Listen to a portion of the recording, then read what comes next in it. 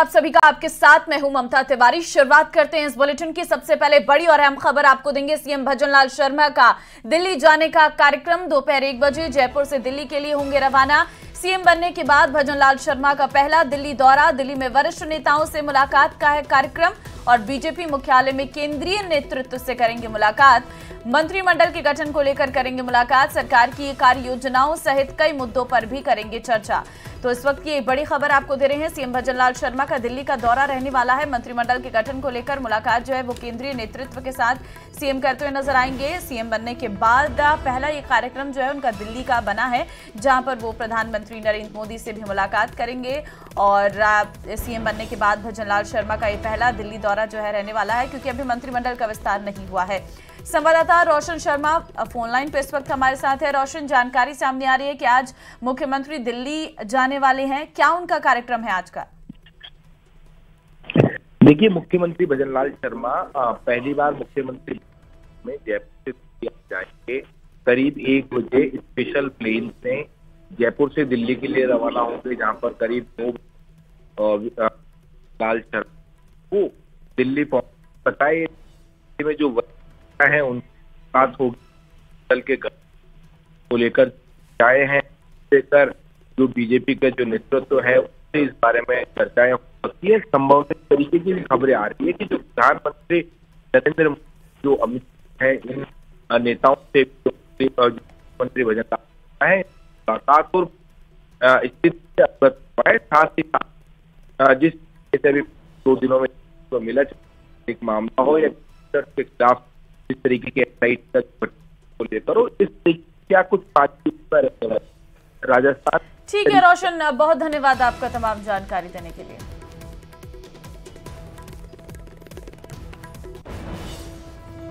एक और बड़ी खबर से इस वक्त आपको रूबरू करवाएंगे। एंटी गैंगस्टर टास्क फोर्स से जुड़ी ये बड़ी खबर निकलकर सामने आ रही है। एडीजी दिनेश एमएन करेंगे एंटी गैंगस्टर टास्क फोर्स का नेतृत्व। टास्क फोर्स में एक एडीजी, एक आईजी, डीआईजी और एक एसपी होंगे शामिल। 4 एएसपी, 8 डीएसपी, 10 इंस्पेक्टर एसआई भी होंगे शामिल। 10 एएसआई हेड कांस्टेबल और 15 कांस्टेबल कंप्यूटर ऑपरेटर भी टीम में रहेंगे।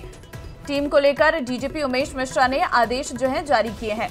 तो ये एक बड़ी जानकारी से इस वक्त आपको रूबरू करवा रहे हैं। दरअसल आपको बता दें, एंटी गैंगस्टर टास्क फोर्स से जुड़ी ये बड़ी खबर निकलकर सामने आ रही है।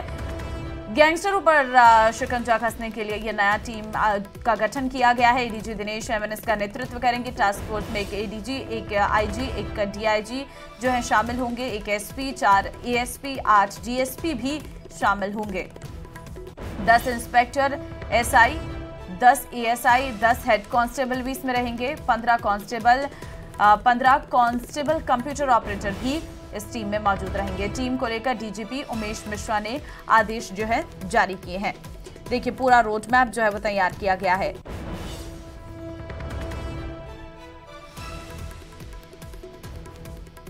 तो ये बड़ी जानकारी से इस वक्त आपको रूबरू करवा रहे हैं।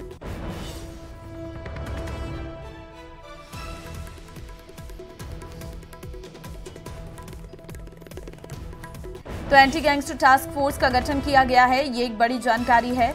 गैंगस्टरों पर शिकंजा कसने के लिए ये टीम जो है वो पूरी तरीके से तैयार की गई है। इसमें एएसआई से लेकर इंस्पेक्टर रेंज तक के सभी अधिकारी जो हैं वो रहने वाले हैं।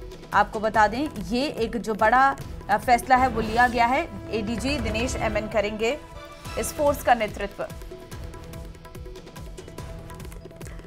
और एक और अहम खबर आपको देंगे। आईएफएस राजेश कुमार गुप्ता एपीओ किए गए हैं। सचिव मुख्यमंत्री पद से किया गया एपीओ। कार्मिक विभाग ने जारी किए आदेश, नई सरकार में किया जाएगा। अन्य आईएफएस को पदस्थापित। पुरानी सरकार के 4 आईएएस किए गए थे एपीओ।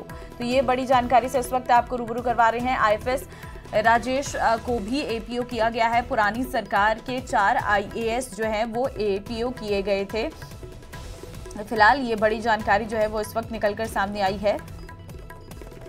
नई सरकार में किया जाएगा अन्य आईएफएस को पदस्थापित।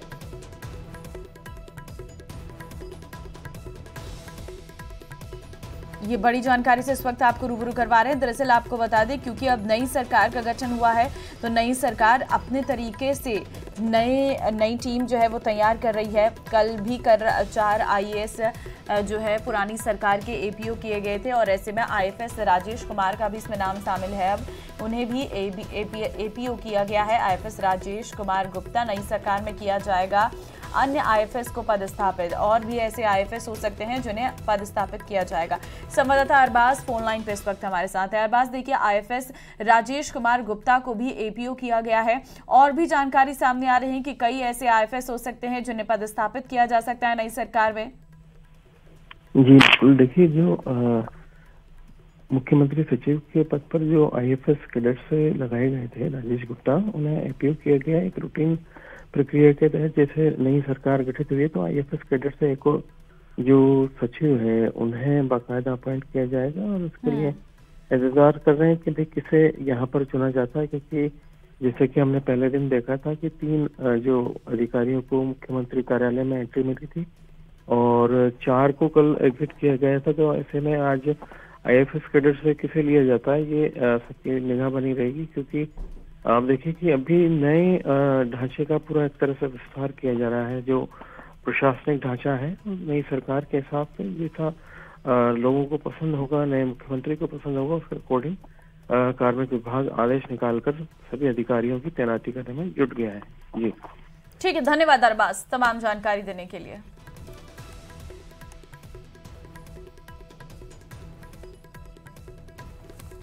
एक और बड़ी खबर जयपुर से आपको देंगे। पेपर लीक पर राज्य सरकार का बड़ा फैसला सामने आया है। पेपर लीक मामलों की जांच के लिए SIT का होगा गठन।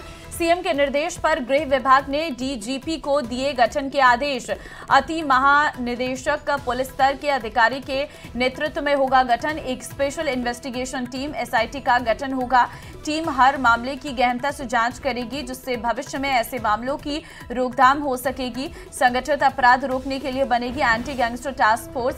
अपराधियों पर कड़ी कार्रवाई करने के लिए बनेगी टास्क फोर्स। फोर्स का गठन अति महानिदेशक पुलिस स्तर के अधिकारी के नेतृत्व में होगा। प्रेस कॉन्फ्रेंस में सीएम भजनलाल ने कल किया था ऐलान।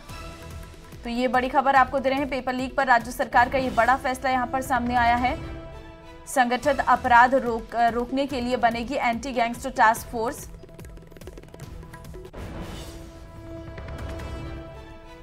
अपराधियों पर कड़ी कार्रवाई के लिए इस टास्क का गठन। प्रेस कॉन्फ्रेंस में सीएम भजनलाल ने कल किया था ऐलान। एक स्पेशल इन्वेस्टिगेशन टीम SIT का गठन होगा।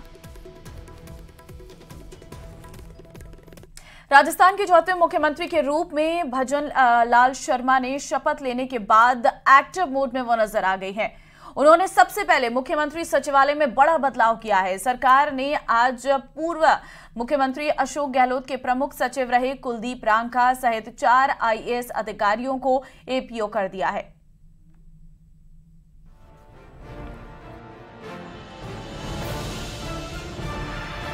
राजस्थान के सीएम भजनलाल शर्मा ताबड़तोड़ बड़े एक्शन ले रहे हैं। शुक्रवार को ही भजनलाल शर्मा ने पदभार ग्रहण किया था और शनिवार को पिछली सरकार में CMO के अफसर APO किए गए हैं, जिनमें IAS कुलदीप रांका का नाम शामिल है। कुलदीप पिछली सरकार में CM रहे अशोक गहलोत के प्रमुख सचिव थे। वहीं इसके अलावा CM सचिव गौरव गोयल और आरती डोगरा को भी APO किया गया। पिछली सरकार में विशिष्ट सचिव रहे राजन विशाल को भी APO किया गया। ऐसे में पिछली सरकार में CMO रहे 4 अफसरों का APO किया गया है। साथ ही पुराने अफसरों को APO करने के कार्मिक विभाग ने भी आदेश जारी कर दिए। RAS योगेश कुमार श्रीवास्तव को मुख्यमंत्री भजनलाल शर्मा का OSD नियुक्त किया गया। और एक बड़ी खबर श्रीगंगानगर से इस वक्त निकलकर सामने आ रही है। धान मंडी में रखे नरमे में लगी आग, दमकल की गाड़ी ने मौके पर पहुंचकर बुझाई आग। आग लगने के कारणों का खुलासा नहीं हुआ है। तो जानकारी आपको दे रहे हैं, दमकल की गाड़ी ने मौके पर पहुंचकर आग को बुझाया है। धान मंडी में ये आग लगने की घटना, आग लगने के कारणों का अभी तक खुलासा नहीं हो पाया है। श्रीगंगानगर से बड़ी खबर आपको दे रही है। धान मंडी में रखे पूरी तरीके से आप देख सकते हैं सामान जो है नरमे में जो है आग लग गई और आग की लपटें आप देख सकते हैं किस तरीके से नजर आई। पूरा इलाका धुआं धुआं हो गया। दमकल की गाड़ियों को मौके पर बुलाया गया। आग से हाहाकार श्रीगंगानगर में किस तरीके से मचा आप तस्वीरों में साफ अंदाजा लगा सकते हैं। हालांकि आग किस वजह से लगी ये कारण अब तक स्पष्ट नहीं हो पाए हैं, इस पर जांच की जा रही है। लेकिन दमकल की टीम ने मौके पर पहुंचकर इस आग पर काबू पाया है। लेकिन आग ने आसपास के इलाकों को भी अपने आगोश में ले लिया है। आग की लपटें आप देख सकते हैं क्योंकि नरमे में बहुत तेजी के साथ आग लगती है और वो आग फैलती ही जाती है। यही स्थिति जो है मंडी के अंदर देखने को भी मिली थी। हालांकि आनन फानन में दमकल की गाड़ियों को मौके पर बुलाया गया। आसपास के जो लोग हैं वो मौके पर इकट्ठा हुए, पुलिस अधिकारी पहुंचे और इस आग पर हालांकि अब काबू पा लिया गया है। लेकिन एक बड़ा नुकसान होने का अंदेशा जताया जा रहा है और आग लगने के पीछे कारण क्या है ये अभी तक स्पष्ट नहीं है। इस पर भी जांच जो है वो की जाएगी। लेकिन ये अपने आप में बड़ी लापरवाही जो है वो यहाँ पर देखने को मिली है। और ये एक्सक्लूसिव तस्वीरें हम आपको दिखा रहे हैं जिसमें आप देख सकते हैं कि किस तरीके से देर रात को ये घटना हुई जब आग की लपटें निकलने लगी और आसपास के लोगों को इसके बारे में भनक लगी। मौके पर फायर ब्रिगेड की गाड़ी को बुलाया गया और कड़ी मशक्कत के बाद इस आग पर काबू पाया गया। संवाददाता अशोक फोन लाइन पे हमारे साथ है। अशोक, धान मंडी में रखे नरमे में आग की घटना सामने आई है, किस वक्त ये वारदात हुई है?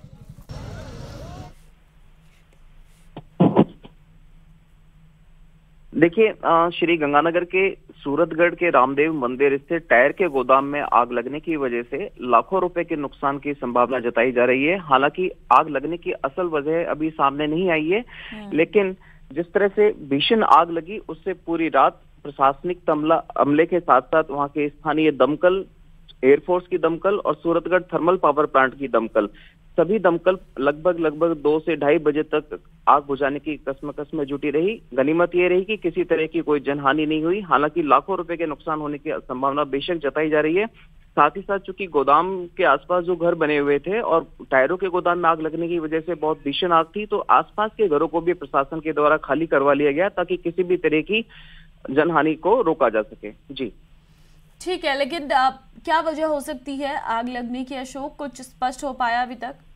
देखिए, अभी इस मामले को लेकर स्थानीय प्रशासन और पुलिस के द्वारा पड़ताल की जा रही है। असल वजह क्या है ये तो जांच के बाद ही पता चल पाएगा। लेकिन जिस तरह से टायर के गोदाम में कहीं न कहीं किसी मानवीय लापरवाही के चलते ही संभावना जताई जा रही है कि टायरों का इतना बड़ा गोदाम था जहां पर नए पुराने टायर रखे हुए थे किसी टायर विक्रेता के, तो ऐसे में कहीं न कहीं कोई मानवीय लापरवाही ही इसमें प्रथम कारण दृष्टिया प्रतीत हो रहा है। लेकिन जांच के बाद ही पता चल पाएगा। जी ठीक है, धन्यवाद आपका तमाम जानकारी देने के लिए।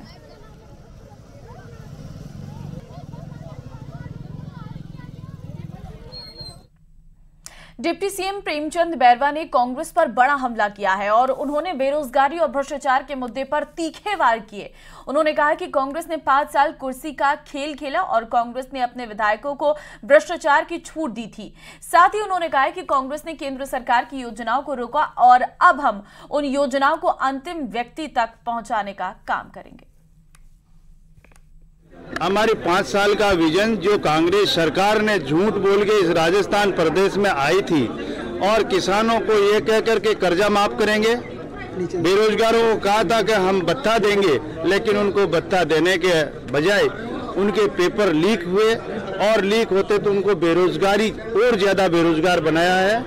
और इन्होंने 5 साल केवल और केवल कुर्सी का खेल खेला है, जंगल राज मचाया है। इनके जो एमएलएस थे उनको केवल भ्रष्टाचार की पूरी छूट दी है, भ्रष्टाचार में डूबे रहे हैं और लास्ट में जाकर 1.5 महीने पहले इन्होंने रेवड़ियां बांटने शुरू की थी।